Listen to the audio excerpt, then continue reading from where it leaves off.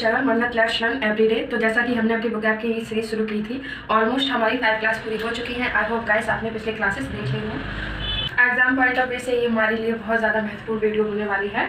I hope guys आप सारी videos देख रहे हैं। तो आज हम बिना किसी देरी की अपनी इस वोकैब की आज 6 क्लास को देखते हैं और जानते हैं कि आज क्या इंपॉर्टेंट और महत्वपूर्ण हम जानेंगे और पढ़ेंगे हमारी वोकैब क्लास में। तो जैसा कि लिखा हुआ है वोकैब क्लास 6, तो हमने अभी तक अपने कितने वर्ड कंप्लीट कर लिए हैं? हमने अभी तक अपने 91 वर्ड कंप्लीट कर लिए हैं। आज हमारा 92 वर्ड है। तो कौन सा वर्ड है हम जानते हैं।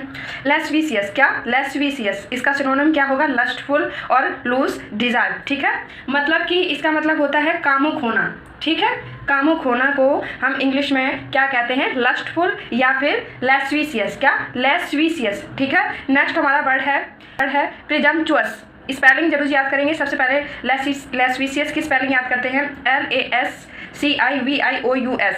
इसका जो सिनोनिम होगा वो क्या है? लस्टफुल है। और इसकी स्पेलिंग क्या है?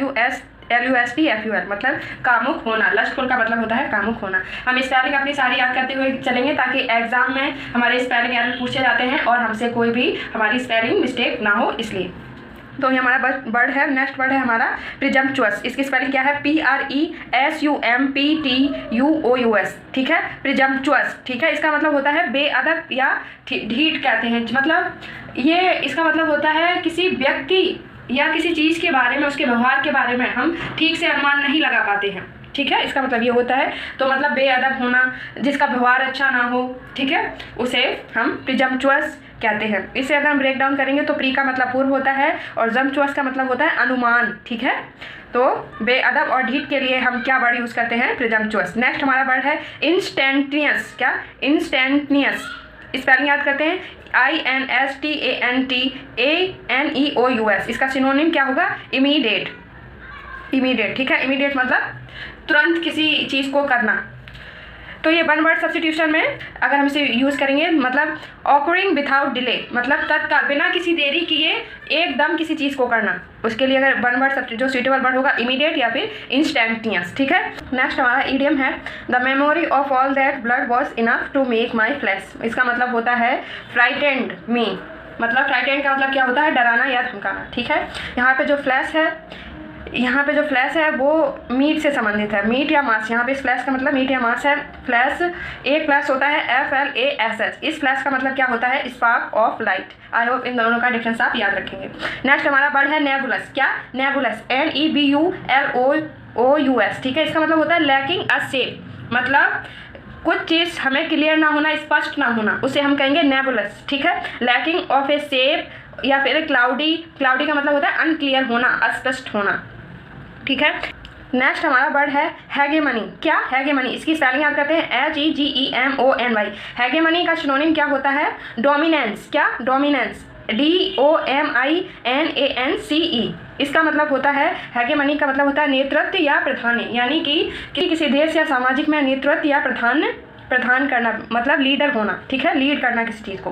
नेक्स्ट हमारा वर्ड है एब्सर्ड। एब्सर्ड का मतलब होता है लैकिंग इन लॉजिक या सेंस, यानी कि बेमतलब सी कोई चीज़ होना, बेमतलब बात होना, उसे हम कहेंगे एब्सर्ड। और इसका जो एंटोनिम होगा वो होगा सेंसिबल। क्या? सेंसिबल।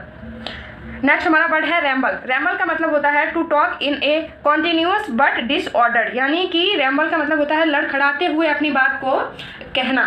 उसका मतलब होता है, रैम्बल का मतलब होता है लड़खड़ाते हुए। ठीक है, यानी कि टू टॉक इन कॉन्टिन्यूअस, आप बात करते चले जा रहे हैं लेकिन डिसऑर्डर्ड वे में, लड़खड़ाते हुए आप अपनी जब बात कहते हैं।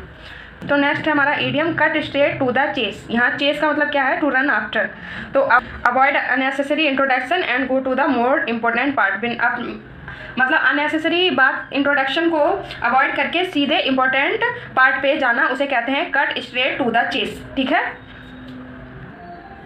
नेक्स्ट है हमारा one word substitution to renovate और इम्प्रूव। रिनोवेट का मतलब नवीनीकरण होता है और इम्प्रूव, इसके लिए जो एक सूटेबल वर्ड होगा वो क्या होगा? रीवैम्प। तो रिनोवेट को अगर हम ब्रेक डाउन करके देखते हैं तो री का अगर किसी वर्ड में री प्रीफिक्स होता है तो उसका मतलब अगेन या बैक होता है। नोव का मतलब न्यू, एट मतलब मेक या कॉज। ठीक है, नेक्स्ट हमारा वर्ड है इसमें हमेशा कन्फ्यूजन रहती है हमें, तो वही आज हम अपनी कन्फ्यूजन क्लियर करते हैं। इस रिज्यूम का मतलब होता है, इसका प्रोनाउंसिएशन कैसे करेंगे? रिज्यूम। क्या? रिज्यूम। इसका मतलब होता है टू कंटिन्यू, किसी काम को करना, स्टार्ट दोबारा से शुरू कर देना, मतलब टू कंटिन्यू। इस रिज्यूम का मतलब टू कंटिन्यू होता है। नेक्स्ट हमारा वर्ड है रेज्यूम। इसमें जो एक्सेंट मार्क लगा है, इस वाले रेज्यूम का मतलब होता है बायोडाटा, ठीक है, बायोडेटा। तो आई होप आपको इन दोनों में जो डिफरेंस है वो समझ आ गया होगा, आगे से आपको प्रॉब्लम नहीं होगी। नेक्स्ट हमारा वर्ड है एडमोनिश। क्या? एडमोनिश। इसका सिनोनिम क्या होगा? टू स्कोल्ड या फिर रेप्रिमांड या फिर चाइल्ड, ठीक है, ये इसके सिनोनिम है। और एडमोनिश का मतलब होता है डांटना, ठीक है। नेक्स्ट हमारा वर्ड है ग्रीड। ये ग्रीड नाउन है और एक होता है ग्रीडी, वो एडजेक्टिव होता है। ये ग्रीड, इसका मतलब क्या होगा? मोर एंड मोर, यानी कि इसका मतलब लालच होता है और ग्रीडी मतलब लालची होता है। नेक्स्ट हमारा ईडियम है। इसका मतलब अप इन आर्म्स, मतलब इसका मतलब क्या होगा? इन रिवेलियन, यानी कि किसी चीज़ के विरोध में बोलने की कोशिश करना, ठीक है। आर्म्स का मतलब होता है यहाँ पे वीपॉन्स। नेक्स्ट हमारा वर्ड है चेस्टाइज। क्या? चेस्टाइज। CHASTISE। इसका सिनोनिम क्या होगा? चेस्टर्न। क्या? चेस्टर्न या मॉरल या फिर प्लेन, वो इस प्लेन की स्पेलिंग PLAIN। इसका मतलब होता है, चेस्टाइज का मतलब होता है दंड देना या फिर अनुशासन करना, ठीक है, किसी को दंड देना या सजा देना। चेस्टाइज का मतलब क्या होता है? नेक्स्ट हमारा वर्ड है क्यूंटजेंशियल। क्या? क्यूंटजेंशियल। इसकी स्पेलिंग याद कर लेते हैं, QUINTESSENTIAL। इसका सिनोनिम क्या होगा? टिपिकल, यानी कि इसका मतलब होता है representing a perfect shape, model या क्लास, जो हर जगह पाया जाता हो, टिपिकल हो। नेक्स्ट हमारा वर्ड है इनिशियल। इनिशियल की स्पेलिंग क्या होती है? INITIAL। इनिशियल का मतलब होता है स्टार्टिंग स्टेज, यानी कि शुरुआती अवस्था, ठीक है, शुरुआती, प्रारंभिक, ठीक है, इसका मतलब होता है प्रारंभिक या शुरुआती। नेक्स्ट हमारा वर्ड है टर्स। टर्स का सिनोनिम क्या होगा? क्रिप्स या कॉन्साइज। क्या? कंसाइज। क्रिप्स का, तो टर्स का मतलब होता है सटीक या संक्षिप्त कहना या फिर किसी चीज़ का खुलासा करना, संक्षिप्त कहना।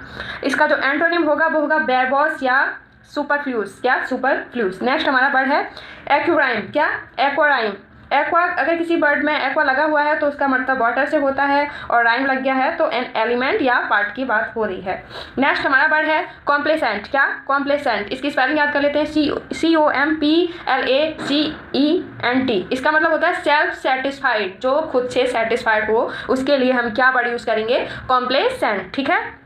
नेक्स्ट हमारा वर्ड है एसैसिनेट। क्या? प्रोनाउंसिएशन कैसे करेंगे? एसैसिनेट। एसैसिनेट। ASSASSINATE। इसका मतलब होता है अ पॉलिटिकल मर्डर, यानी कि कारणों से अचानक हमले में हुई मृत्यु को हम क्या कहते हैं? एसैसिनेट। क्या? एसैसिनेट। नेक्स्ट हमारा ईडियम है अपसेट द एप्पल कार्ट। क्या? अपसेट द एप्पल कार्ट, यानी कि स्पॉइल केयरफुल प्लान, किसी के प्लान को केयरफुली स्पॉइल कर देना, upset the Apple cart. Next हमारा इसी में एक ईडियम ऐसे भी आता है, आँख का तारा होना। इसको इंग्लिश में क्या कहेंगे? An apple of one's eyes, ठीक है।